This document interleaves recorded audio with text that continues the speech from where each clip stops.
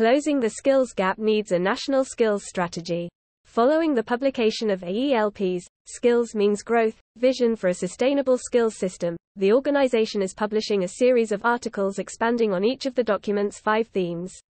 In this article, AELP Chair, Nichola Hay MBE, outlines why the call for a national skills strategy is so important. In an era characterized by rapid advancements in artificial intelligence, the race to net zero, economic uncertainty and global competition, the need for a comprehensive national skills strategy has never been more pressing. Learners, providers and employers all need long-term clarity to have the confidence to help fill the UK's skills gap and galvanise UK economic growth. There is widespread agreement across the political parties and the sector that the UK faces a significant skills gap challenge. For example, 30% of 18-year-olds are not in education or training, and this skills gap could cost the UK economy £120 billion by 2030. All this at a time when skills funding has halved in real terms over the last 12 years. We know firms are struggling to find workers with the right skills, and often having to look abroad to fill the gaps, while providers are having to cut back skills provision in key sectors just to stay afloat. An ineffective national skills strategy. However, despite these challenges, and the need for clarity, the current policy landscape is characterized by fragmentation and short-termism. Economic policy has cycled through the Northern Powerhouse, the UK Industrial Strategy and Levelling Up, and now we expect the Chancellor, Jeremy Hunt, to relaunch the UK Industrial Strategy in his autumn statement. This chopping and changing in UK industrial policy is matched by a lack of a national skills strategy, which should complement and mirror industrial policy. We want to see an effective national skills strategy that would deliver a long-term vision, tied to the priorities of the economy. It should provide certainty, continuity, clarity and consistency to the sector, giving learners, employers and providers that crucial ingredient to long-term success, confidence. Rishi Sunak said he is building a world-class education system, but how can the sector play its part if it doesn't know which way is north? Summing up the current situation. The current situation is best summed up through 2 events this year. First, the apparent withdrawal of traineeships has left the country without a suitable pre-apprenticeship program.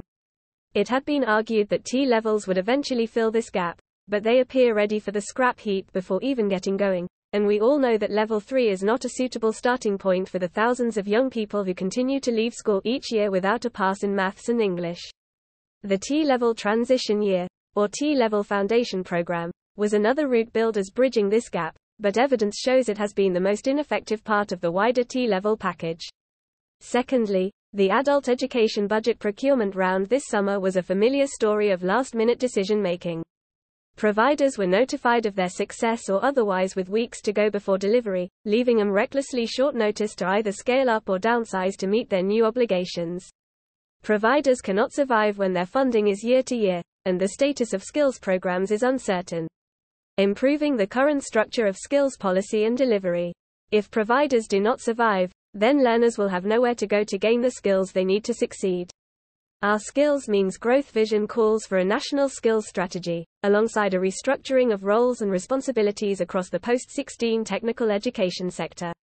It is clear that the current structure of skills policy and delivery is not working for learners. First, this means having a body that can oversee a national skills strategy, whether Labour's Skills England or something similar.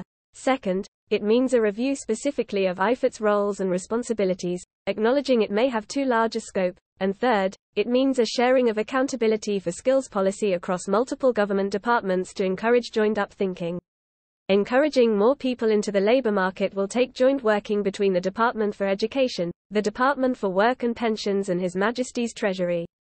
Meanwhile, it is difficult to argue against the fact that the patchwork of devolution in England has added another layer of complexity to the skills system, and this complexity is not just for providers, but also for employers. That's because the part decentralisation of national commissioning has not just added different levels of devolution, but new mayoral combined county authorities, MCCAs, who are likely to have powers that look more like delegated, rather than devolved, responsibilities on skills.